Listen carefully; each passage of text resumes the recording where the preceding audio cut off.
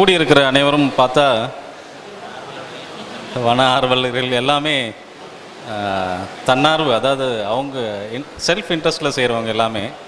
உங்களுடைய அனுபவம் வந்து கிட்டத்தட்ட என்னுடைய என் வயசுக்கு மீறி, என் வயசுக்கு அதிகமான அனுபவம் உள்ளவங்க நீங்கள் எல்லாமே. நான் கிட்டத்தட்ட வந்து ஒரு 30 ஆண்டு காலமாக இந்த காடு வளர்ப்பு சம்மந்தமாக நான் பண்ணிகிட்டு இருக்கிறேன். நம்ம நரசிம்ம ஐயா இப்போ பேசினாங்களே, அவருக்கெல்லாம் நான் வந்து ஸ்டூடெண்ட். அவருடைய வழிகாட்டுதல், அவருடைய ஆராய்ச்சி இதெல்லாம் பார்த்து தான் நாங்கள்லாம் வளர்ந்தோம். இப்போ இதை பார்க்குறீங்களே, இந்த இந்த ஒரு புகைப்படம். இந்த புகைப்படம் எங்கே எடுத்ததுன்ட்டு ஒரு ஒரு ஒரு ஒரு கணிப்பு இருக்குதா அவங்கக்கிட்ட? பிச்சாவரம். அடுத்து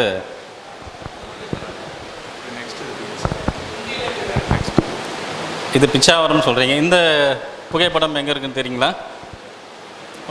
இதுவும் ஒரு கணிப்பு தான், சொல்லுங்கள்.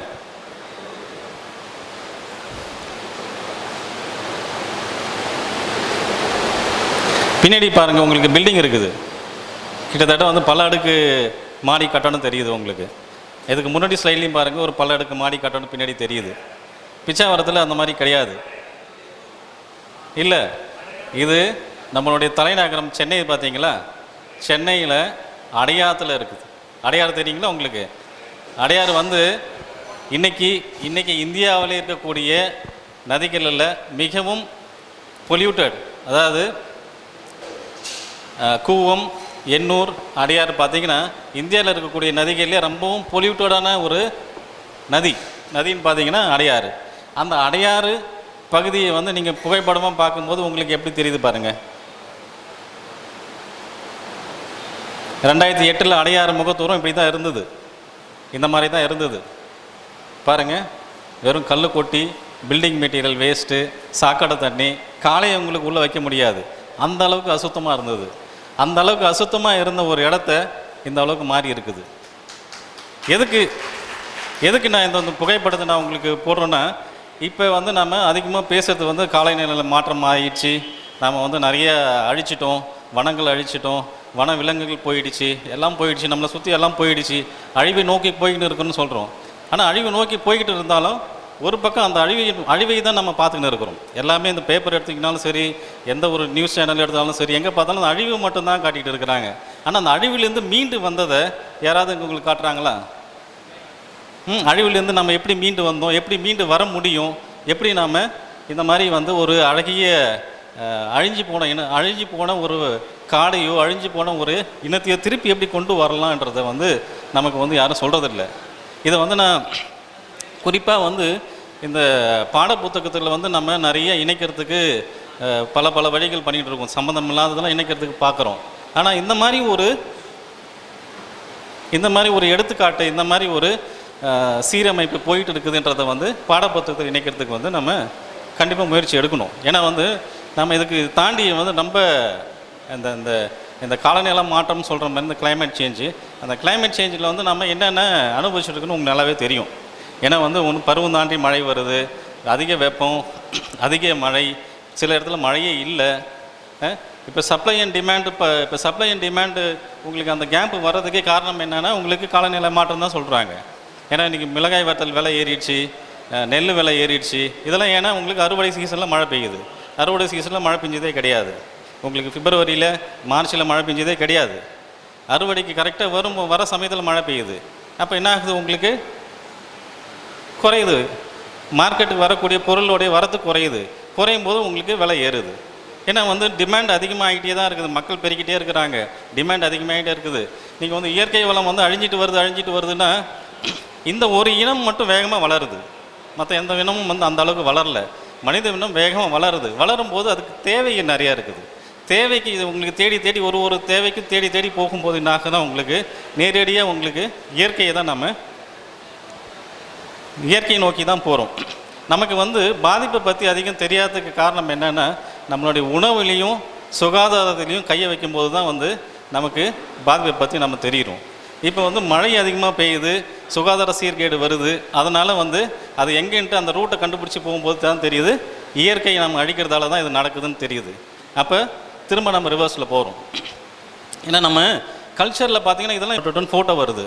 ஒரு 5 மரம் நட்டுருப்பாங்க, ஆனால் ஒரு 1000 மரம் நட்டுட்டோம், 1,00,000 மரம் நட்டுட்டோன்னு ஃபோட்டோ தான் வருது. அந்த ஸ்டாட்டிஸ்டிக்ஸ் பார்த்தீங்கன்னா ஒரு வருஷம் பூரா இருக்கிற ஸ்டாட்டிஸ்டிக் நீங்கள் எடுத்து பார்த்தீங்கன்னா நீங்கள் நட்டுக்கிற மரத்துக்கும் அதில் சர்வைவ் ஆகிருக்கு உயிரோடு இருக்கிறதுக்கும் பார்த்தீங்கன்னா கிட்டத்தட்ட உங்களுக்கு 99% பிழைக்காது. ஏன்னா நட்டுக்கிற மரத்தெல்லாம் கணக்கு எடுத்து பார்த்தீங்கன்னா தமிழ்நாட்டில் கால் வைக்கிறதுக்கே இடம் கிடையாது. அந்த ஸ்டாட்டிஸ்டிக் பார்த்தீங்கன்னா இவ்வளோ மரம் நட்டுக்கிறோம், இவ்வளோ மரம் நட்டுன்னு நீங்கள் தோராயமாக அந்த பேப்பர் கட்டிங்கை வச்சு நீங்கள் கணக்கு போட்டிங்கனாலே சரி, ஒரு இடத்துல கூட நீங்கள் காலை எடுத்து வைக்க முடியாது. அந்த அளவுக்கு வெறும் மரம் தான் இருக்கணும். ஆனால் மரம் இல்லை. ஏன் இல்லை? நம்ம நடுறதை மட்டுமே தான் பார்க்குறோம் தவிர நட்டதுக்கப்புறம் அது என்ன ஆகுதுன்ட்டு யாரும் பார்க்குறது கிடையாது. மரம் நடுறது வந்து ஒரு குழந்தை வளர்க்குற மாதிரி தான். ஒரு குழந்தைய எப்படி வளர்த்து ஒரு குழந்தைய பிறந்ததுக்கப்புறம் எப்படி அதுக்கு வந்து நம்ம 1 வருஷம் 2 வருஷம் அதுவாக நடக்கிற வரைக்கும் அதுவாக சாப்பிட்ற வரைக்கும் நாம் அதுக்கு பாதுகாப்பை கொடுத்து அதுக்கு தேவையானதெல்லாம் கொடுத்து வளர்க்குறோமோ அதே தான் மரமும். மரத்துக்கு அதுவாக தண்ணீர் எடுக்கிற வரைக்கும், பூமியிலேருந்து தண்ணீர் எடுக்கிற வரைக்கும், அதுவாக தன்னைத்தானே பார்த்துக்கிற வரைக்கும் அதை நம்ம குழந்தை மாதிரி தான் பார்த்துக்கணும்.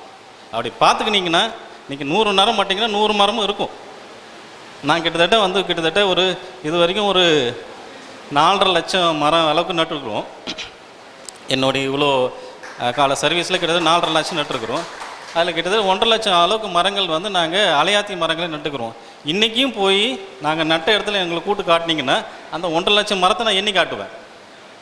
ஏன்னா அந்த 1.5 லட்சம் மரத்தையும் நாங்கள் வளர்த்து அதுக்கு தேவையானதை கொடுத்து அதை விட்டுருக்கோம். இப்போ அது தன்னை பார்த்துக்கும். இப்போ அதுதான் இந்த மரம் ஆர்வலர், இந்த மரம் நடுறது, இந்த மரம் வளர்க்குறத பற்றி நம்ம பேசும்போது அந்த மரத்தோட மெயின்டெனன்ஸ் பராமரிப்பை வந்து நாம் கண்டிப்பாக உள்ளே எடுத்துக்கணும். மரம் நட்டு நம்ம போயிட்டோம்னா நிற்காது. அது மரத்தை வளர்த்து அது தன்னைத்தானே பார்த்துக்கிற வரைக்கும் நாம் வந்து அதை பார்த்துக்கணும். இது பாருங்கள், இந்த புகைப்படத்தெல்லாம் பார்த்தீங்கன்னா உங்களுக்கு தெரியும் எந்த அளவுக்கு டேமேஜ், எந்த அளவுக்கு வந்து சீர்கேடு அங்கே நடந்திருக்குன்னு பார்த்தீங்கன்னா 2015 நான் முன்னாடி காட்டுறது வந்து உங்களுக்கு 2008 அது எப்படி இப்போ மாறி இருக்கு பாருங்கள். இப்போ 2015 வந்து அடையார் ஃபேஸ் 2ன்னு ஒரு இடத்துல பண்ணோம். அதில் பார்த்தீங்கன்னா உங்களுக்கு இப்போ பாருங்கள் 2015 2022 வரைக்கும் அந்த இடமே உங்களுக்கு சுத்தமாக தெரியல, மாறி போயிடுச்சு. ஏன்னா அதுக்கு நாங்கள் பராமரிப்பும் கொடுத்துட்டு இருக்கிறோம். மரத்தை நட்டு அந்த மரம் வளர்ந்து அதுவாக தன்னைத்தானே வந்து அது பார்த்துக்கிற அளவுக்கு நாங்கள் பராமரிப்பு கொடுத்துக்கிறோம். இப்போ அந்த காட்டுக்குள்ளே போகவே முடியாது. இப்போ அந்த காட்டு பகுதிக்குள்ளே போகவே முடியாது. இது பாருங்க, நான் வரேன், நான் சொல்கிறேன். கூவம் நதி, அதேமாதிரி கூவம் நதி உலகத்திலே நம்ம இந்தியாவிலே வந்து அதிக நாத்தம் உள்ள பகுதி, அதிக சீர்கேடான பகுதின்னு பார்த்தீங்கன்னா நம்ம கூவம் பகுதி தான் சொல்லுவாங்க. ஆனால் இப்போவும் அந்த மாதிரி தான் இருக்குது. ஆனால் வந்துட்டு நீங்கள் கூவம் பகுதியில் போயிட்டு ஒரு ஒரு ஒரு டப்பாவில் தண்ணி மூட்டு பார்த்தீங்கன்னா தண்ணி நல்லாவே இருக்கும், தண்ணியில் எந்த பிரச்சனையும் கிடையாது. அதில் வந்து சேர்ந்து படிஞ்சு உங்களுக்கு அந்த படிவம் தான் இந்த தண்ணியோடைய கலர், அந்த ரிஃப்ளெக்ட் ஆகுது பார்த்தீங்கன்னா கருப்பாக, அது தண்ணியோடைய கலர் கிடையாது, கீழே இருக்கிற அந்த மண்ணோடைய கலர். அப்போ அதையும் வந்து எப்படி இருக்கு பாருங்க, குப்பை மேடாக இருந்த இடத்த வந்து சீர் செஞ்சு கிட்டத்தட்ட 1 வருஷம் தான் ஆகுது. 1 வருஷத்தில் அந்த இடத்தையும் மாற்றிட்டோம். அப்போனா நம்ம அழிஞ்சு போனதாக பார்க்கக்கூடாது, அழிஞ்சு போனதை மீட்டு எடுக்கலாம். மீட்டு எடுக்கிறதுக்கு நிறைய வழி இருக்குது, நிறைய எக்ஸாம்பிள்ஸ் இருக்குது. நம்ம வந்து இப்போ ரொம்ப வேகமாக வளர்ச்சி இருக்கிற பாதையில் போயிட்டுருக்குறோம். வளர்ச்சியில் போகும்போது என்ன பண்ணுறோம், நம்ம என்னென்னா ஸ்டில் ட்ரையல் அண்ட் எரர் தான் பார்க்குறோம். ட்ரையல் அண்ட் எரர்னால் இது நட்டு பார்த்தா வருமா, இது செஞ்சால் இது வருமா, இது 1 வருஷம் 2 வருஷம் 3 வருஷம் நம்ம அந்த ட்ரையல் அண்ட் எரர்லேயே போயிடுறோம். ஆனால் நம்மக்கிட்ட சுற்றி உலக அளவில் சரி, இந்திய அளவிலும் சரி, நம்ம தமிழ்நாடு அளவிலும் சரி பார்த்தீங்கன்னா எக்ஸாம்பிள்ஸ் நிறையா இருக்குது, நிறைய உதாரணங்கள் இருக்குது, நிறைய இடத்துல பண்ணியிருக்கிறாங்க. அங்கே போய் பாருங்கள். அதாவது திங்க் குளோபலி, அதாவது உலக அளவில் நீங்கள் யோசிங்க, அது ஊர் அளவில் செயல்படுத்துங்க. நிறைய எக்ஸாம்பிள் இருக்குது, சுற்றி எல்லா ஊர்லேயும் இருக்குது. நம்ம நாட்டுக்கு ஏற்ற மாதிரி சிம்லர் கண்ட்ரியில் இருக்கக்கூடிய எக்ஸாம்பிள்ஸ் இருக்குது. ரெஸ்டோரேஷன் பண்ணிக்கிறாங்க, மறுசீரமைப்பு பண்ணியிருக்கிறாங்க, மறுகட்டமைப்பு பண்ணியிருக்காங்க, நிறைய பண்ணியிருக்கிறாங்க. அதனுடைய எக்ஸாம்பிள் வேணும். அதில் இருந்து லெசன்ஸ், அதில் என்ன கற்றுக்கிட்டாங்க, அதில் என்ன தெளிவு சுழிவு, அதில் என்ன வந்து பாதகம் சாதகம் இருக்கோ அதை வந்து பார்த்துட்டு நம்ம இம்ப்ளிமெண்ட் பண்ணும்போது உங்களுக்கு அந்த ட்ரையல் அண்ட் எரர்லாம் இருக்காது. நேரடியாக வந்து நீங்கள் களத்துக்கு போகலாம், களத்துலேருந்து நீங்கள் நேரடியாக ரிசல்ட்டுக்கு வந்துடலாம். இப்போ தான் நான் அந்த அலையாத்தி காடுகள் பற்றி சொல்கிறேன். நீங்கள் நிறைய மரங்கள் பற்றி கேள்விப்பட்டிருப்பீங்க, நிறைய செடி கொடிகள் பற்றி கேள்விப்பட்டிருக்கீங்க. ஆனால் அதுக்கு அடிப்படை தேவை, ஒரு மரத்துக்கு அடிப்படை தேவை என்னென்னா உங்களுக்கு தண்ணீர் வேணும். தண்ணீர், கீழே பூமி, அதுக்கு சாயில் வேணும். சாயில் அண்ட் ஏர், இதுக்கு சாயில், ஏர் அண்ட் வாட்டர், இது மூணும் அதுக்கு தேவை. ஆனால் இந்த அலையாத்தி காடுகள், அலையாத்தினாலே உங்களுக்கு அலையோடைய வேகத்தை ஆத்துறது குறைக்கிறது கூடிய ஒரு சிஸ்டம், ஒரு ஃபாரஸ்ட், ஒரு காடு அமைப்பு. அந்த காடு அமைப்பு அலையாத்தி அலை எங்கே வரும் உங்களுக்கு? அலை கடலில் தான் வரும், இல்லைன்னா பெரிய நதிக்கரையில் வரும், இல்லை ஒரு குளம் குட்டை ரொம்ப பெருசாக இருந்தால் தான் அலை வரும். மிகப்பெரிய அலை வர்றது கடல் தான். கடலில் இயற்கையாகவே உங்களுக்கு நீர் எப்படி இருக்குன்னா உங்களுக்கு உப்புத்தன்மை கொண்டதாக தான் இருக்கும். உப்பு அதிகமாக இருந்துச்சுன்னா ஒரு மரம் வளருமா, வளராதா? ஒரு ஜாடியில் இந்த ஜாடியில் ஒரு 2 நாளைக்கு உப்பு தண்ணி கரைச்சி ஊற்றி பாருங்கள். அதில் ஊற்றி பார்த்தா உயிரோடு இருக்குமா, இருக்காதா? இறந்துடும். ஏன்னா உப்பு டாக்ஸிக். அந்த டாக்ஸிசிட்டி செல்லுக்குள்ளே போயிட்டு அதை சிதைச்சிடும், அதுக்கப்புறம் அது கருகிடும், வளராது. உப்பு இருந்துச்சுன்னா அந்த செடி வளராது. ஆனால் இந்த காடுகள் முழுக்க உங்களுக்கு உப்பு தண்ணியிலே இருக்குது. உப்பு தண்ணியிலே இருக்கும்போது எப்படி அது வளருது? அதுக்கான சில தழுவுகள் இருக்குது, அடாப்டேஷன் சொல்லுவாங்க. அந்த அடாப்டேஷன்ஸை மேற்கொண்டு தான் இந்த காடுகள் வளருது. நம்ம அதை பார்க்கலாம். இப்போ இது முக்கால்வாசி உங்களுக்கு நெய்தல் நிலத்தில் தான் இருக்கும். நெய்தல் நலனாலே உங்களுக்கு கிட்டத்தட்ட 50% மக்கள், நம்ம இருக்கிற பாப்புலேஷனில் 50% பேர் எங்கே இருக்கிறாங்கன்னா இந்த நெய்தல் பகுதியை ஒட்டி தான் இருக்கிறாங்க. ஏன்னா அங்கே தான் உங்களுக்கு வளங்கள் அதிகம். ஏன்னா நதியெல்லாம் உங்களுக்கு கரையை சார்ற இடம், கடல் இருக்குது, கடல் நிலம் இருக்குது, நீர் இருக்குது, மக்கள் இருக்கிறாங்க. இது 3 பேர் சேர்ந்தது தான் அந்த நெய்தல் பகுதி, கோஸ்டல் ஜோன் சொல்லுவோம். அந்த கோஸ்டல் ஜோன் இருக்கக்கூடியதான் வேர்ல்டு அளவில், உலக அளவில் உங்களுக்கு மிக அதிகமான பாப்புலேஷன் டென்சிட்டி, மக்கள் நெருக்கம், மக்கள் அடர்த்தி எல்லாம் அது இருக்கக்கூடிய இடம் அதுதான். அங்கே இயற்கை வளங்கள் அதிகமாக இருக்கும். அது இல்லாமல் வணிக நடவடிக்கைகள் அதிகமாக இருக்கும். மாற்றங்கள் நிறைந்தது. ஏன்னா உங்களுக்கு கடல் இருக்குது, கடலை சார்ந்து வரக்கூடிய சீற்றங்கள், அப்புறம் நிலத்தை சார்ந்து வரக்கூடிய சீற்றங்கள், அது ரெண்டுத்தையும் தாங்குகிற இடம் தான் அந்த கோஸ்டல் ஜோன் சொல்லுவோம். இப்போ சூழியல் மற்றும் அரசியல் எல்லை, அது என்னன்னா ecological boundary and political boundary. Political பவுண்ட்ரினா உங்களுக்கு தமிழ்நாடுனா இந்த நம்ம அந்த ஒரு கோடு போட்டு வச்சுருப்போம் பார்த்தீங்களா, அதுதான் தமிழ்நாடு. அது பொலிட்டிக்கல் பவுண்ட்ரி. அதுக்கும் ஈக்காலஜிக்கல் பவுண்ட்ரிக்கும் சம்மந்தமே கிடையாது. இப்போ ஒரு காவிரி ஆறு வருது பாருங்களேன், ஒரு எக்ஸாம்பிள் நமக்கு எல்லாருக்கும் நல்ல பரிச்சயமான ஒன்று. காவிரி ஆறு வருதுன்னா காவிரி ஆறுடைய தொடக்கம் வேறு ஒரு இடம், அதுக்கும் பொலிட்டிக்கல் பவுண்ட்ரிக்கும் சம்மந்தம் கிடையாது. அந்த ஒரு ஸ்டேட்டில் ஆரம்பித்து இந்த ஸ்டேட்டுக்கு வருது. அப்போ அந்த ஸ்டேட்டில் நீங்கள் என்னென்னலாம் பண்ணாங்களோ, ஏன்னா அது வடிமுகம் நம்ம தமிழ்நாட்டில் தான் வடியுது எல்லா தண்ணியும். அப்போ நீங்கள் காவிரியில் இங்கே மேலே இருக்கிற கரையில் ஒரு இண்டஸ்ட்ரியோடைய தண்ணியை விட்டுறீங்க, ரிலீஸ் பண்ணிடுறீங்க. அது ஒரு இண்டஸ்ட்ரி அந்த ஸ்டேட்டுக்கு வரி கட்டுது, அந்த ஸ்டேட்டுக்கு ப்ரொடக்ஷன் பண்ணுது, அந்த ஸ்டேட்டுக்கு தான் எல்லாமே பண்ணுது. ஆனால் நீங்கள் விடுற அந்த பொல்யூஷனு அந்த இடத்தோடு நிற்க போகிறது கிடையாது.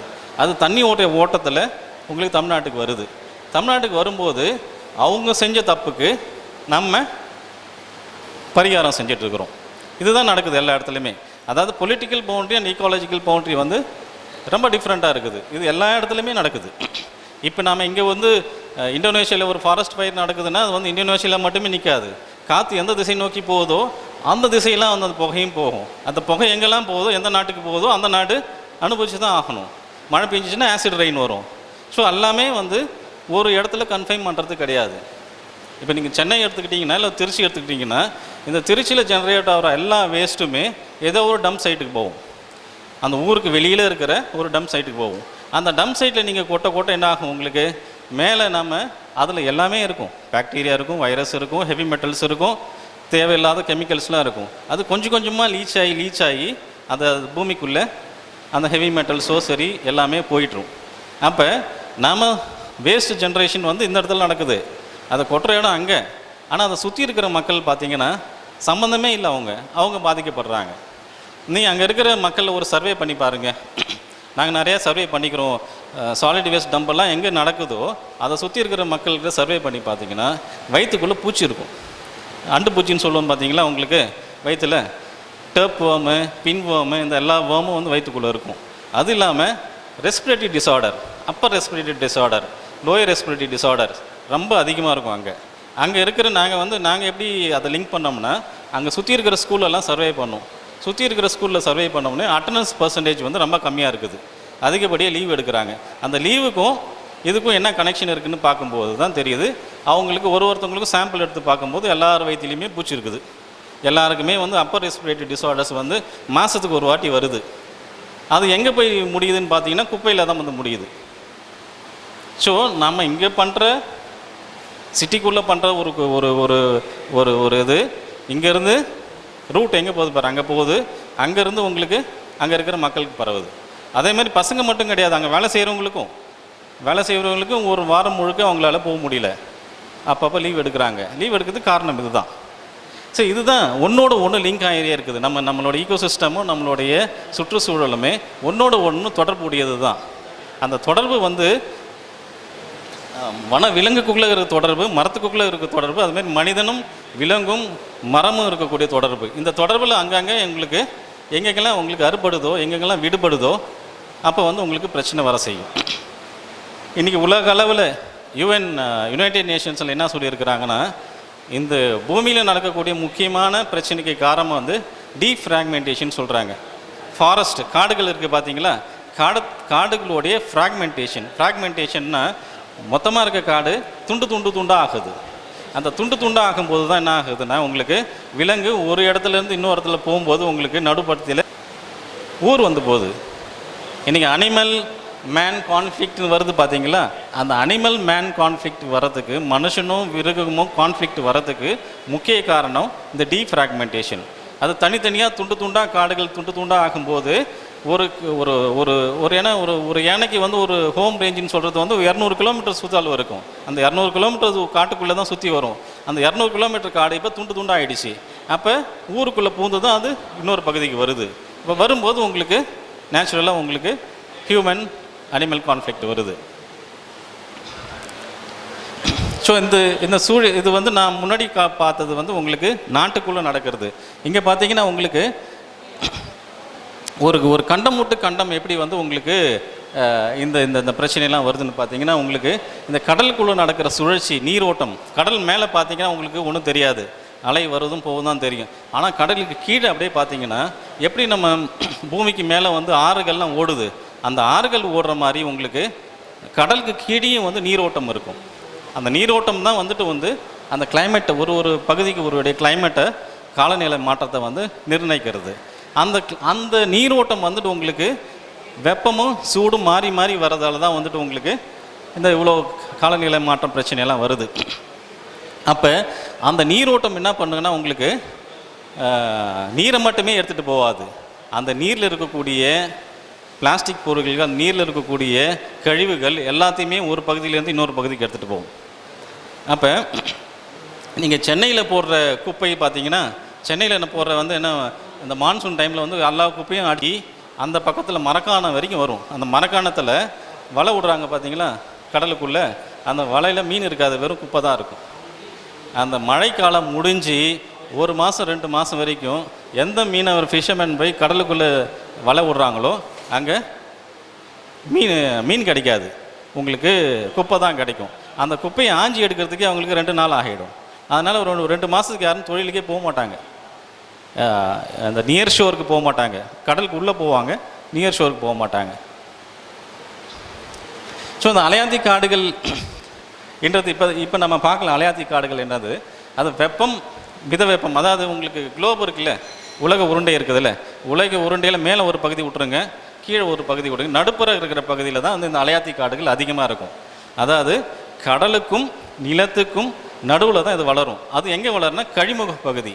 ஆறு போய் உங்களுக்கு கடலில் சேருது பார்த்தீங்களா, ஆறு போய் கடலில் சேர இடம், அந்த இடத்துல தான் வந்துட்டு இந்த காடுகள் அதிகமாக இருக்கும். ஏன் வந்து உங்களுக்கு ஸ்பெசிஃபிக்காக அந்த இடத்துல மட்டும் இந்த காடுகள் வளருது அப்படின்னு பார்த்தீங்கன்னா, இருக்கக்கூடிய பகுதியை வந்து காக்கிறது, அது ஒரு முக்கிய காரணம். இங்கே வந்து அதிக உவர்ப்புத்தன்மை இருக்கும், தீவிர அலைகள் இருந்துக்கிட்டே இருக்கும். ஏன்னா கடற்கரை போனீங்கனால உங்களுக்கு தெரியும், அலைகள் வந்து போய்கிட்டே இருக்கும். அப்புறம் வந்து பலத்த காற்று இருக்கும். நான் இந்த சொன்னேன்ல உங்களுக்கு அந்த அந்த பூமி மத்திய ரேகை பார்த்தீங்களா, ஈக்குவேட்டர், அந்த மத்திய ரேகை பகுதியில் பார்த்தீங்கன்னா அதிகப்படியான வெப்பம் இருக்கும், அதிகப்படியான மழை இருக்கும், அதிகப்படியான சூறாவளி இதெல்லாம் அதிகமாக இருக்கும். இப்போ இந்த அதிகமாக இருக்கக்கூடிய பகுதியில் உங்களுக்கு இயற்கை சீற்றங்கள் அதிகமாக இருக்கும், இயற்கை கடல் சார்ந்த இயற்கை சீற்றங்கள் அதிகமாக இருக்கும். அந்த கடல் சார்ந்த இயற்கை சீற்றங்கள் தடுக்கிறதுக்கு இயற்கையாகவே இந்த அலையாத்தி காடுகள் இருக்குது. இப்போ நீங்கள் அந்த வரைபடத்தில் பார்த்தீங்கன்னா அதிகமாக எங்கே இருக்குதுன்னு பார்த்தீங்கன்னா உங்களுக்கு இந்தோனேஷியாவில் இருக்கும், மலேசியாவில் இருக்கும், ஃபிலிப்பீன்ஸில் இருக்கும். இங்கெல்லாம் பார்த்தீங்கன்னா அதிகமாக எர்த்குவேக் வரும், அதிகமாக கடல் சீற்றம் வரும், சைக்ளோன்ஸ் வரும், சுனாமி வரும். ஸோ இதெல்லாம் தடுக்கிறதுக்கு இயற்கையாகவே இருக்கக்கூடிய இது காடு அமைப்பு. இந்த அலையாத்தி காடோடைய தோற்றத்தை பாருங்கள். இதெல்லாம் நம்ம தமிழகத்தில் எடுத்த புகைப்படம் தான். உங்களுக்கு வேளாங்கண்ணி, கடலூர், இங்கே கீழே இருக்கிறது சென்னை, இந்த பக்கம் இருக்கிறது உங்களுக்கு புதுச்சேரி. இதெல்லாம் அந்த காடுகளுடைய உள் தோற்றம், உள்ளே தோற்றம் எப்படி இருக்குன்னு பாருங்கள். ஏன்னா கீழே பாருங்கள், அந்த கீழே உங்களுக்கு தண்ணியே தெரியல, அந்த மரத்துக்கு கீழே உங்களுக்கு தண்ணியே தெரியல, அது வெறும் வேர்கள். அந்த வேர்கள் அதனுடைய பயன்கள் என்ன நான் பின்னாடி உங்களுக்கு சொல்கிறேன். நான் உங்களுக்கு சொன்ன மாதிரியே உங்களுக்கு டிராபிக்கல் ஹை டெம்பரேச்சர் இருக்கும், அதிகப்படியான மழை இருக்கும், குறைந்த அந்த லார்ஜ் டைடல் ரேஞ்ச், ஓத ஏற்றம்னா உங்களுக்கு டைடல் ரேஞ்சுன்னா உங்களுக்கு தெரிஞ்சிருக்கும். ஏன்னா கடலில் போய் நின்னீங்கன்னா சில நேரத்தில் கடல் கரையில் சில டைம் அலை ரொம்ப வேகமாக சத்தத்தோடு இருக்கும். அதே சில டைமில் உங்களுக்கு சத்தமே இல்லாமல் வெறும் அமைதியாக இருக்கும். அதை ஹை டைட் லோ டைடுன்னு சொல்லுவாங்க. ஹை டைடுனா உங்களுக்கு அலையோடைய ஏற்றம், அதாவது அலையோட ஏற்றம் அதிகமாக இருக்கும். ஒரு நாளைக்கு 6 மணி நேரத்துக்கு ஒரு வாட்டி கடலோடைய மட்டம் என்னுடைய கழுத்து அளவுக்கு உயர்ந்து திரும்ப 6 மணி நேரத்துக்கு ஒரு வாட்டி கீழே போகும். இது நான் சொல்கிறது நம்ம தமிழ்நாடு பெல்ட்டில். நீங்கள் இதுவே வெஸ்ட் பெங்கால் போனீங்கன்னா ஒரு நாளைக்கு உங்களுக்கு அந்த அலையோடைய ஏற்றம் 4 மீட்டர் இருக்கும். இந்த மண்டபம் இருக்குது பார்த்தீங்களா, இந்த மண்டபம் தூண் வரைக்கும் இருக்கும். அதாவது கடலோடைய மட்டம் மேலே 6 மணி நேரத்துக்கு ஒரு வாட்டி கீழே போகும். இது நிலவு சூரியனை சார்ந்து இருக்கக்கூடிய ஈர்ப்பு சக்தி சார்ந்தது இது. அதனால தான் உங்களுக்கு நம்ம தீர்த்த குளம் இருக்குது பார்த்தீங்களா ராமேஸ்வரத்தில், அதில் அந்த சுற்றி வரமே அந்த நவகிரகம் பார்த்தீங்கன்னா உங்களுக்கு ஒரு நாளைக்கு கடலுக்கு மேலே தெரியும், தெரியும். சில டைமில் கடலில் மூழ்கி இருக்கும். நீங்கள் அந்த டைமில் தான் போகணுன்னு சொல்லுவாங்க. ஆனால் காரணம் இது தான், அலையோடைய ஏற்றம் இறக்கம் தான். நீங்கள் குஜராத் கோஸ்ட்டு போனீங்கன்னா உங்களுக்கு 4 மீட்ரு. அப்போ உங்களுக்கு அங்கே ஒரு சிவன் கோயில் இருக்குது. சிவன் கோயில் பார்த்தீங்கன்னா ஒரு 3 கிலோமீட்டர் 4 கிலோமீட்டர் தண்ணிக்கு உள்ளே இருக்கும். அது நீங்கள் டைட் லோவாக இருக்கும்போது உள்ளே போய் பார்த்துட்டு வரலாம். டைட் அதிகமாகிடுச்சுன்னா அந்த கோயிலே முழுகிடும். ஸோ இந்த மாதிரி இந்த அலை ஏற்ற இறக்கம் இருக்க தான். அதான் சொன்னேனே, அது நிலவு சூரியன் பூமி ஒரு நாளைக்கு சுற்றுதில்ல, 24 ஹவர்ஸ் சுற்றுதில்ல. அப்போ அந்த பூமி சூரியனுக்கு நேராக எங்கே இருக்குதோ அந்த இடத்துல டைட் அதிகமாக இருக்கும். டைடல் கிராவிடேஷன் புல் இருக்குது பார்த்தீங்களா, அந்த ஈர்ப்பு அதிகமாக இருக்கும். நிலவும் சூரியனும் நேராக சேரும்போது பௌர்ணமி அமாவாசை டைமில் பார்த்தீங்கன்னா ரொம்ப அதிகமாக இருக்கும், கிராவிடேஷனல் புல் அதிகமாக இருக்கும்போது ஓதம் அதிகமாக இருக்கும். பௌர்ணமி டைம்லேயும் உங்களுக்கு ஃபுல் மூன் டைம்லேயும் அமாவாசை டைம்லேயும் பார்த்தீங்கன்னா இந்த டைடு அது ரொம்ப அதிகமாக இருக்கும். நான் உங்களுக்கு சொன்ன மாதிரி பார்த்தீங்கன்னா அங்கே சிகப்பு கலர் உங்களுக்கு இது கொடுத்துக்கிறேன் பாருங்கள். இந்த சிகப்பு கலர் இருக்கிறது எல்லாமே அலையாத்தி காடுகள் இருக்கிற இடம்.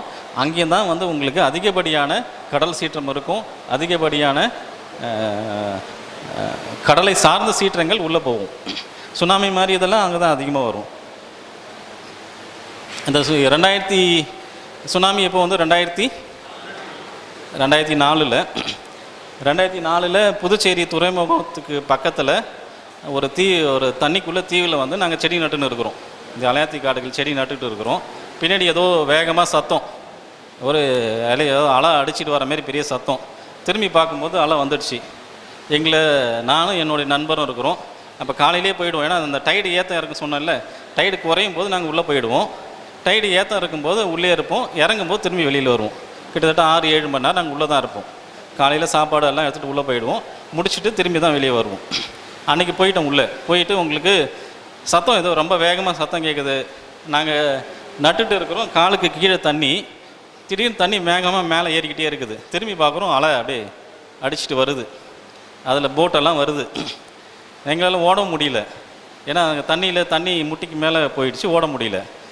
அதனால் என்ன பண்ணோம், எது நியரஸ்ட்டு பிளேஸோ பக்கத்தில் எது பிடிப்பு இருக்குதோ அதை தாண்டி அதுக்கிட்ட போயிட்டோம். 2-3 மரம் இருந்துச்சு, அந்த மரத்தை பிடிச்சி போயிட்டோம். அப்போவே வாய்க்குள்ளே தண்ணி மரத்துக்கு மேலே ஏறியும் வாய்க்குள்ளே தண்ணி வந்துடுச்சு. 2 பேருக்கும் தண்ணி வந்துச்சு. அன்றைக்கி எங்களுக்கு மறுவாழ்வு. அது அந்த மரம், அந்த 4-5 மரம் இல்லைன்னா நாங்கள் கண்டிப்பாக செத்துருப்போம். அந்த மரம் எந்த மரம்னா நாங்கள் நட்ட மரம். நாங்கள் முன்னாடி உள்ளே போகும்போது அது வெறும் முள்ளுக்காடாக இருந்தது. சரி, முள்ளுக்காடாக இருந்ததுன்னா முள்ளுக்காடை அழிச்சிட்டு நாங்கள் இந்த மரத்தை வைக்கிறோம். அப்போ என்ன பண்ணோம், ஃபஸ்ட்டு நம்ம மரத்தை நட்டுருவோம், அப்புறமா முள்ளுக்காடை அழிச்சிட்டு வருவோம். அப்புறமா கொஞ்சம் அந்த மரம் நாங்கள் அழிக்க அந்த மரம் இதெல்லாம் வந்து எங்கள் சொந்த செலவில் தான் செய்கிறோம். எதுவும் இதெல்லாம் கிடையாது. அப்போ உங்களை மாதிரி தான் நீங்கள் இப்போ எப்படி செஞ்சுட்டு இருக்கிறீங்களோ அதை தான் நாங்கள் அப்போலேருந்து செஞ்சிட்ருக்குறோம். அப்போ வந்து நாங்கள் கொஞ்சமாக மரத்தை எடுத்துகிட்டே வந்தோம். சாப்பிட்றதுக்காக இந்த மரத்தை வளர்த்தோம், உட்காந்து சாப்பிட்றதுக்காக வளர்த்தோம். அந்த 4 மரமும் வளர்ந்ததுக்கப்புறம் எங்களை அது காப்பாற்றுச்சு. இப்போ வந்து 25 அடிக்கு மேலே போயிடுச்சு. 20 அடி 25 அடிக்கு மேலே போயிடுச்சு. நாங்கள் மரம்னா இந்த இந்த ஒரு 10 அடி இருக்கும். அப்போ நாங்கள் வச்ச மரம் 10 அடி அளவுக்கு வளர்ந்துருச்சு. அதில் நாங்கள் ஒரு 5 அடி அளவுக்கு மேலே போயிட்டோம். அதுக்கு மேலே போனால் மரம் முறிச்சிக்கும்னு நினச்சோம். ஆனால் வேறு எந்த மரமாக இருந்தாலும் முறிச்சிடும். இந்த அலையாத்தி மரன்றதுக்காக முடியாது. இந்த அலையாத்தி மரத்துக்கு இன்னொரு பண்பு என்னென்னா, 150 கிலோமீட்டருக்கு மேகத்தில் தண்ணி வந்தாலும் சரி, காற்று வந்தாலும் சரி, எதிர்த்து தாங்கக்கூடிய தன்மை உண்டு. அதனால தான் நீங்கள் ஒரிசா, இந்த பிச்சாவரம் இதெல்லாம் பார்த்தீங்கன்னா உங்களுக்கு அதுக்கு பின்னாடி இருந்ததெல்லாம் எதுவுமே ஆகலை. ஏன்னா இந்த விண்டோட வெலாசிட்டி அப்படி தான். நீங்கள் அதில் ஒரு படம் இருக்குது. அது என்னென்னா, உங்களுக்கு 100 km/h காற்று வந்துச்சுன்னா இந்த மரம் இடைமறித்து உங்களுக்கு காற்று அந்த பக்கம் போகும்போது உங்களுக்கு அது 25 மாறிடும். அது 3 நாளில் ஒரு பகுதியை வேகம் குறைஞ்சிரும். இந்த வேர்களுக்கும் அந்த அமைப்பு தான். நான் காட்டுறேன் உங்களுக்கு.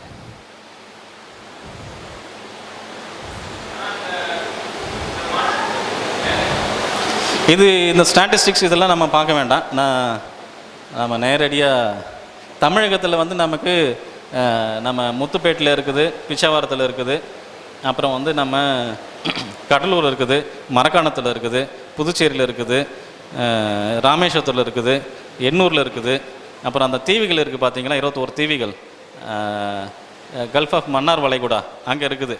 ஆனால் மற்ற பகுதி எல்லா பகுதியிலையும் பார்த்தா சின்ன காடுகள் இருக்குது. எல்லா இடத்துலையுமே இருக்குது. த்ரூ அவுட் தி கோஸ்ட் இருக்குது. அதை டாக்குமெண்ட் பண்ணலை.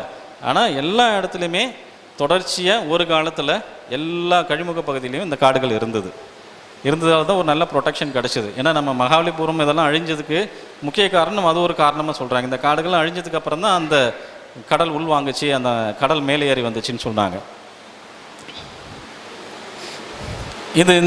இந்த படத்தை பார்த்தா தெரியும் உங்களுக்கு எந்தெந்த இடத்துல எங்கெல்லாம் மேங்க்ரோவ் இருக்குதுன்ட்டு. அதில் கிட்டத்தட்ட வந்து 73 வகை தாவரங்கள் இந்தியா ஃபுல்லாக இருக்குது, உலகம் ஃபுல்லாக இருக்குது. அதில் 33 வகை தான். இதில் வகைகள் கம்மி, ஆனால் உற்பத்தி திறன் அதிகம். மழைக்காடுக்கு ஈக்குவலாக நம்ம கோஸ்டோரிக்காவில் அமேசான் காடுகளில் இருக்கக்கூடிய 1 ஹெக்டரில் இருக்கக்கூடிய உற்பத்தி திறன் எப்படி இருக்குதோ அதுக்கு சமமாக இந்த காடுகள் உற்பத்தி திறன் இருக்குது. அது இல்லாமல் இப்போ நம்ம கார்பனை பற்றி பேசின்னு இருக்கிறோம். எல்லா கவர்மெண்ட் கார்பன் நியூட்ரலிட்டி, அதாவது கார்பன் சமநிலை கொண்டு வரணும், அதை தான் பேசின்னு இருக்கிறோம். இந்த கார்பனை சேமிக்கிறதுல இது வந்து 3 மடங்கு அதிகமாக சேர்க்குது. இப்போ நிலத்தில் வைக்கிற தாவரத்துக்கும் அந்த கடற்கரை சருப்பு நிலத்தில் வைக்கிற காடுக்கும் வித்தியாசம் என்னன்னா, இன்னொரு வித்தியாசம் என்னென்னா, 4 பகுதி அதிகமாக கார்பனை சேமிக்குது, உள்ளே சேமித்து வைக்குது. ஆனால் நிலத்தில் இருக்கிறது வந்து கம்மியாக தான் சேமித்து வைக்குது. இதை நம்ம அந்த வேறு அமைப்புலாம் இது ஒரு சிறப்பு. அந்த வேறு அமைப்பை பார்த்தாலே இந்த இந்த இந்த ஈகோசிஸ்டம் பற்றி நம்ம தெரிஞ்ச சூழல் தொகுப்பை பற்றி தெரிஞ்சுக்கலாம். இந்த பாருங்கள், எல்லா மரத்துக்கும் வேர்கள் எப்படி போகும், பூமியை நோக்கி போகும், ஜியோட்ராஃபிக் கீழே தான் போகும் உங்களுக்கு. ஆனால் இந்த மரத்துக்கு பார்த்தீங்கன்னா வேர்கள் எல்லாம் மேல் நோக்கி வருது, ஃபோட்டோட்ராபிக் மேலே சூரியனை பார்த்து வருது. காரணம் என்னன்னா, நான் இது சதுப்பு நிலத்தில் இருக்குதுன்னு சொன்னேன். சதுப்பு நிலத்தில் இருக்கும்போது உங்களுக்கு கீழே ஆக்சிஜன் இருக்காது. ஏன்னா சதுப்பாக இருக்குது, சேறு சகதியாக இருக்குது, கீழே உயிர் காற்று இருக்காது, ஆக்சிஜன் இருக்காது. அப்போ வேர்கள் போனாலும் உங்களுக்கு காற்று இருக்காது. அப்போ என்ன பண்ணும், உங்களுக்கு எல்லா வேரும் மேல் நோக்கி வரும், பென்சில் டோர். இதுக்கு முக்கிய பண்பு என்னன்னா, காற்று சுவாசித்து அந்த செடிக்கு அனுப்புறது. அந்த மரத்துக்கு தேவையான காற்றை சுவாசித்து அனுப்புறதுக்கு. நீங்கள் இந்த மரம் பாருங்கள், 30 மீட்டர் கூட இருக்கலாம், 100 அடி உயரம் கூட இருக்கலாம், 200 அடி உயரம் கூட இருக்கலாம். எவ்வளோ உயரம் இருந்தாலும் சரி, அதனுடைய வேர்கள் 2 மீட்டருக்கு மேலே போகாது. இப்போ என் உயரத்துக்கு மேலே, என்னோட கொஞ்சம் உயரத்துக்கு மேலே வேறு அமைப்பு கீழே இருக்காது. நீங்கள் மற்ற மரம்லாம் எடுங்க, இப்போ நிலத்தில் இருக்கிற மரம்லாம் எடுத்திங்கன்னா 10 அடி மேலே போகுதுன்னா 8 அடி வேர் கீழே இருக்கும். அப்போ தான் அந்த மரம் நிற்கும், இல்லைன்னா காற்றுல விழுந்துடும். அப்போ ஆனால் இந்த மரத்துக்கு எவ்வளோ உயரம் போனாலும் சரி 2 மீட்டருக்கு மேலே வேர்கள் கீழே போகவே போகாது. அதனால தான் வேர்கள் பாருங்கள் பக்க வாட்டில் இருக்குது, ரேடியல் மாதிரி இருக்கும். ஒரு ஷாமியானா கட்டினா எப்படி கட்டுவோம்? கீழே இது இப்போ பந்தல் போட்டால் நம்ம எப்படி போடுவோம்? குழியெல்லாம் போட மாட்டோம், ஒரு 4 பக்கம் கழி வச்சு கோல் வச்சு நிறுத்திடுவோம். அதே அமைப்பு தான் அந்த மரத்துக்கு. சுற்றி சுற்றி சுற்றி சுற்றி வேர் இருக்குது. மரம் உங்களுக்கு காற்று அடிச்சாலும் அசையாது, ஆடாது. பாருங்கள், அந்த ஒரு மரத்தோடைய வேர்கள் எப்படி இருக்குது பாருங்கள், எவ்வளோ வேர்கள். இந்த வேர்களுடைய இந்த வேர்கள் மூச்சு விடுறதோட நீங்கள் வேகமாக அலை வருது பார்த்தீங்களா, கடல் அலை வேகமாக வரும்போது இந்த வேரை தாண்டும் போது அது ஒரு பெரிய உராய்வு இருக்கும், ஃப்ரிக்ஷன் இருக்கும். அந்த ஃப்ரிக்ஷன் இருக்கும்போது உங்களுக்கு அந்த அலையோட வேகம் பார்த்தீங்கன்னா அப்படியே குறைஞ்சிரும். இதை தாண்டி அந்தாண்ட போகும்போது 100 கிலோமீட்டர் வேகத்தில் தண்ணி போகுதுன்னா இந்த வேரை தாண்டி அந்தாண்ட போகும்போது உங்களுக்கு என்ன ஆகுனா உங்களுக்கு அப்படியே 10 கிலோமீட்டர் 15 கிலோமீட்டர் ஆகிடும். ஏன்னா இது இங்கே பாருங்கள், 1 2 3 ஒரு 5 மரம் தான். 5 மரத்துக்கு வேர்கள் அடர்த்தி எப்படி இருக்குது? இது ஒரு காடாக இருந்துச்சுன்னா எப்படி இருக்கும்? அப்போ இது ஒரு சிங்கிள் மரமே நம்ம இந்த ஸ்டேஜ் அடைச்சிக்கும், ஒரு மரமே இந்த ஸ்டேஜ் அடைச்சிக்கும். அப்போ தான் இயற்கையாகவே எங்கெல்லாம் சீற்றங்கள் அதிகமாக இருக்குதோ, எங்கெல்லாம் கடல் சார்ந்த சீற்றங்கள், நிலத்தை சார்ந்த சீற்றங்கள் அதிகமாக இருக்குதோ அந்த இடத்துல இயற்கையாகவே இந்த மாதிரி இருக்குது. இப்போ ஐயா பேசினார் முன்னாடி, மரம் அந்த அமைப்பு, அந்த மண்ணுக்கு ஏற்ற மரம் அதெல்லாம் சொல்கிறோம்ல, அந்த மண்ணுக்கு ஏற்ற மரம்ன்ற கான்செப்டே இதுதான். எங்கெல்லாம் உங்களுக்கு தேவையோ தேவைக்கு ஏற்ற மாதிரி தான் அந்த மரங்கள் அமைப்பு, அந்த விதைகள் எல்லாமே இருக்குது.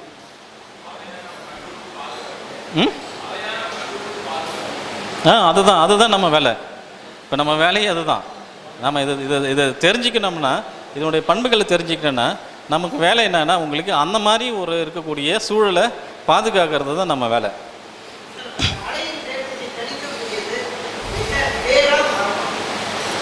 அலையோடைய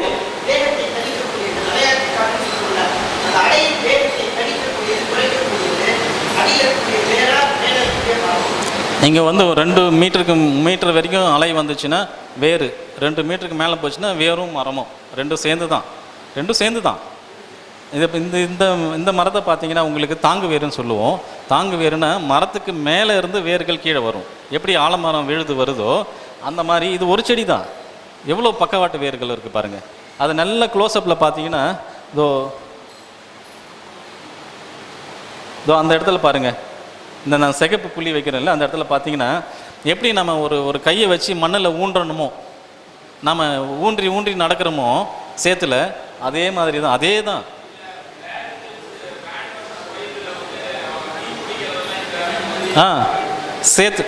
நம்ம சேத்துல மாட்டிக்கணுன்னா அதுதான் செய்வோம். நம்ம வெளியில் வரத்துக்கு முற்பட மாட்டோம். பரறதுக்கோ இப்படி கையை வச்சு வெளியில் வரத்துக்கு தான் நம்ம முற்படுவோம். நாங்கள் அந்த மன்னார் வளைகுடா தீவு இருக்குல்ல, அந்த மன்னார் வளைகுடா தீவில் சதுப்புலலாம் மாட்டிக்கணும். அந்த நெஞ்சளவுக்கு சேத்துக்குள்ளெல்லாம் மாட்டிக்கணும். 2 பேர் தான் நாங்கள் எப்பயுமே ரிசர்ச்சுக்கு, நானும் டாக்டர் சரவணன் 2 பேர் தான் ஒன்றா தான் போவோம். போட்டை விட்டுட்டோம், போட்மேன் அங்கே வெளியில் இருக்கிறாரு, நாங்கள் உள்ளே போயிட்டோம். உள்ளே போனோடனே இப்போ வழக்கமாக நடக்கிற மாதிரி நடந்தோம். 2 பேருமே அப்படியே போயிட்டே இருக்குது, கையெல்லாம் உள்ளே போயிடுச்சு, ஒன்றும் பண்ண முடியாது. இன்னும் ஒரு 1/2 மணி நேரம்னா தலையும் உள்ளே போக வேண்டியதுதான். நாங்கள் கத்தி பார்த்தோம், ஒன்றும் இல்லை. அதுக்கப்புறம் இந்த சர்வைவல் ஸ்கில்ஸு அதெல்லாம் நாங்கள் கொஞ்சம் தெரிஞ்சு வச்சுக்கிறோம். கொஞ்சம் கொஞ்சமாக அதை உபயோகப்படுத்தி கையில் ஒரு பை இருந்தது, அந்த பையை தூக்கி போட்டு அதுக்கப்புறம் ஃபிஷர்மேன் வந்துட்டாங்க. ஓரளவுக்கு வந்தவுடனே அவங்க அது என்ன பண்ணணுமோ பண்ணணும். அந்த மாதிரி நிலையற்ற தன்மை இருக்கும் அந்த சதுப்பு நிலத்தில். நிறைய முறை நாங்கள் உயிர் பிழைச்சி தான் வந்திருக்கிறோம். இதை பாருங்கள், நான் சொன்னேன்ல உங்களுக்கு, அந்த எப்படி நாம் இதை வாக்கிங் ட்ரீன்னு சொல்லுவாங்க. வாக்கிங் ட்ரீனா கடல்லே நடந்து போகக்கூடிய மரம்னு சொல்லுவாங்க. இதுக்கு இலக்கிய சான்றெல்லாம் எங்கேயும் கிடையாது. இப்போ நம்ம நிறைய நெய்தல் மருது இந்த இந்த இதில் இருக்கக்கூடிய மரங்களுக்கெல்லாம் இலக்கியத்தில் உங்களுக்கு எங்கேயாவது ஒரு இடத்துல சொல்லியிருப்பாங்க, இந்த மாதிரி மரம் இருக்குது, இந்த மாதிரி மரம் இருக்குதுன்னு சொல்லியிருப்பாங்க. ஆனால் இலக்கியத்தில் இந்த மரத்துக்கு எங்கேயுமே உங்களுக்கு ரெஃபரன்ஸ் கிடையாது. மாலுமிகளை கடலில் போனாங்களா மாலுமிகள் அவங்களாம் சொல்லியிருக்கிறாங்க, நான் வந்து கடலுக்குள்ளே ஒரு நடக்கிற மரத்தை பார்த்தேன், வேரோட நடந்து வர ஒரு மரத்தை பார்த்தேன், அப்படி தான் அவங்க எழுதியிருக்கிறாங்க. 1975க்கு மேலே தான் இதனுடைய புரிதலே நமக்கு தெரிஞ்சுது அவ்வளோவா. ஆனால் ஒரே ஒரு இடத்துல தில்லைவனம்னு இருக்குது.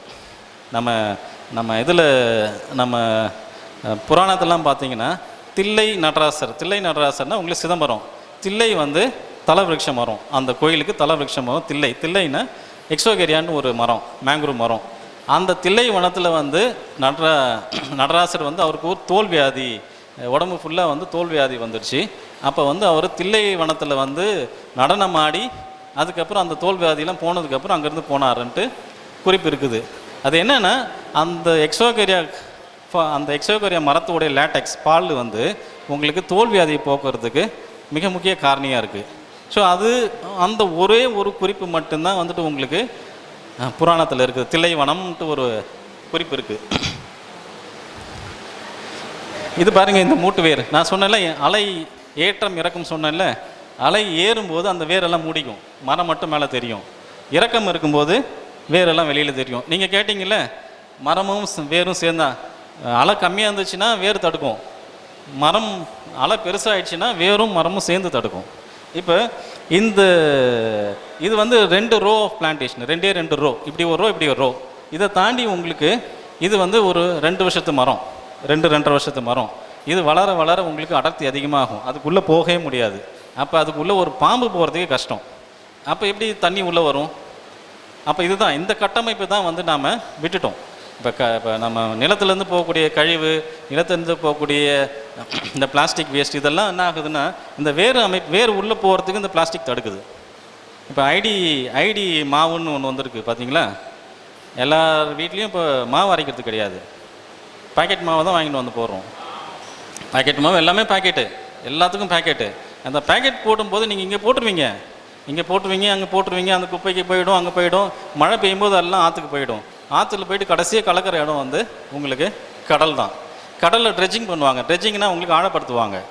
ஏன்னா போட்டெல்லாம் உள்ளே போயிட்டு திரும்பி உள்ளே வரணும், அதுக்காக ஆழப்படுத்துவாங்க. ஆழப்படுத்தும் போது ட்ரெஜர் ஓடும். அந்த ட்ரெஜர் ஓடும்போது அது வந்து மண்ணையும் தண்ணியும் கலந்து உங்களுக்கு கரைச்சி கொண்டு போய் வெளியில் போடுவாங்க. அப்போ அந்த ட்ரெஜர் ஓடும்போது பார்த்தீங்கன்னா 1/2 மணி நேரத்துக்கு மேலே ட்ரெஜர் ஓட மாட்டேது. ட்ரெஜர் தூக்கி பார்த்தீங்கன்னா கிட்டத்தட்ட ஒரு ஆள் உயரத்துக்கு பிளாஸ்டிக் படிஞ்சு போயிருக்குது. அவ்வளோ பிளாஸ்டிக் வந்து உங்களுக்கு இருக்குது. கடற்கரை ஓரம், கடல் சார்ந்து இருக்கக்கூடிய பகுதியில் பார்த்தீங்கன்னா பிளாஸ்டிக் படிவம் அப்படியே இருக்குது. அந்த பிளாஸ்டிக் படிவத்துக்கு மேலே தான் வந்து இப்போ செடிகள்லாம் வளருது. இதுக்கு இன்னொரு சிறப்பு தன்மை இருக்குது. ஏன்னா உங்களுக்கு ரொம்ப அரிதாக இருக்கக்கூடிய பொருளுக்கு வந்து நிறைய ஆப்ஷன்ஸ் இருக்கும். நிறைய வந்து உங்களுக்கு வழிமுறைகள் இருக்கும். எவ்வளோ நேரம்?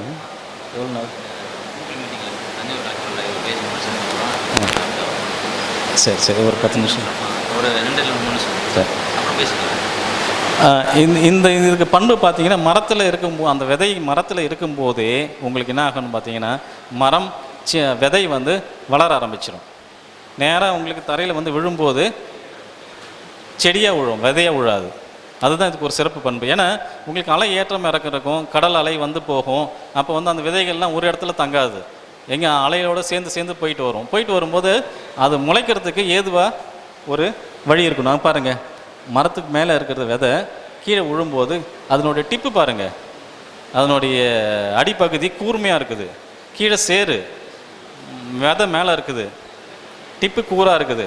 விழும்போது கிராவிட்டியிலே விழும், அடிப்பகுதி பெருசாக இருக்குது, மேலே சின்னதாக இருக்குது. விழும்போது நேராக விழும். அந்த டிப்பு போய் நேராக மண்ணில் சொருவிக்கும்.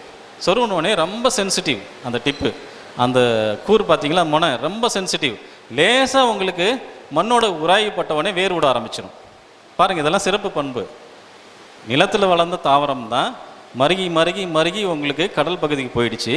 கடல் பகுதிக்கு போனாலும் சரி உப்பை உள்ளே எடுத்துக்காது. நான் இன்னொரு ஸ்லைடில் அதை சொல்கிறேன்.